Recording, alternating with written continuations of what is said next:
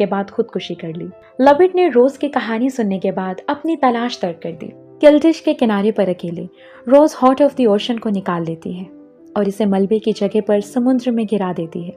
जब वो बज़ाहिर अपने बेड पर सो रही है, उसकी ड्रेसर पर मौजूद तस्वीर में आज़ादी और एडवेंचर की जिंदगी को दिखाया गया है, जो पार्टली जैक से इंस्पायर्ड थी। एक यंग रोज शिप पर वापस आती है। पहले तो नीचे एक उदास मलबा था, लेकिन जैसे ही रोज प्रोमिनेंट डेक पर पहुंचती है, जहाज रोशनी से चमकने लगता है। जैसे ही वो ग्रैंड स्टेयरकेस में दाखिल होती है, उसका वेलकम उन लोगों ने किया जो जहाज पर हलाक हो गए थे, जिसमें टाइटैनिक का band, first officer Murdoch, Thomas Andrews, Jack का दोस्त फैब्रिजियो और टॉमी रियन शामिल थे। और क्लॉक पे जैक खुद खड़ा होता है।